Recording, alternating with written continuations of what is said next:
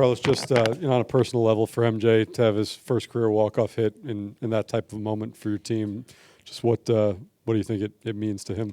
Special, especially what he's been going through the past couple of weeks, 2-3 weeks, where he gets called up and he's puts together some really good at bats and he kind of gets going out of the gate. But then it's been hard for him, and then for him today in that situation against a pretty tough right-handed pitcher to get to that fastball like that. I mean.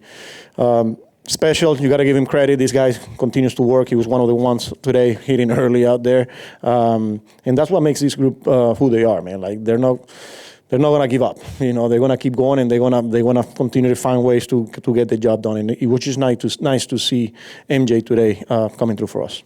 Probably doesn't get talked about enough, but just how good and important has Austin Warren been for you back there? Huge. And today another example there. Extra innings, running at second base, and situation is not too big for him. The moment's not. And he goes out there and just makes pitches. He slows the games down, doesn't try to do too much, stick to what makes him who he is. Not afraid to spin the baseball and then use the fastball effectively when he needs to. And he got huge 3 outs for us. Anthony?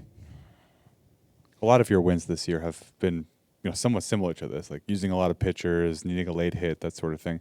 How sustainable is that, and do you care that that's sort of the way you guys are winning games? Oh, right now, you know, at the big league level, you take the wins however they come, especially with how hard it's been for us.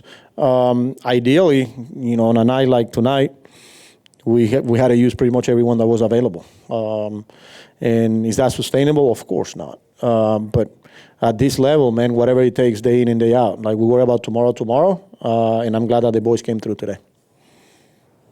Andy?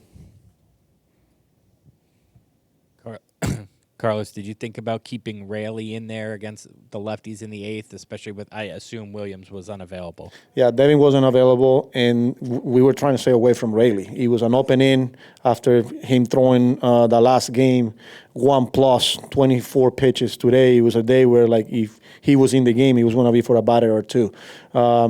I was trying to avoid that situation, but the game called for, with 2 outs, tying run at second base. There was a lefty coming up, and that was it right there. We weren't going to send him back out because of the usage, especially his last outing.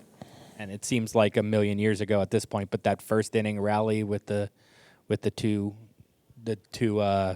clutch singles there. Yeah, I think the guys put together some really good at-bats against a really good arm. We saw Myers over the weekend, and he was pretty nasty. We didn't do much of him. And Bo, Soto, J.Y., that walk, man. And then A.J. coming through with the bases loaded, Beatty, with the 2 outs. I mean, really good at-bat in that first inning. Steve again. Carlos, when Freddy struggles to put batters away like he did tonight, what is the difference versus the times where he finds a way to be pitch efficient and get through? I think you got to give those guys credit. La Sanoja at bat, man. Like, this is a guy that's hard to strike out. He's going to put the ball in play, and that was a long at bat there. And a lot of those guys kind of made him work. And then the fact that we don't make a couple of plays there ended up costing him some extra pitches, some long at bats. But I think every situation is different.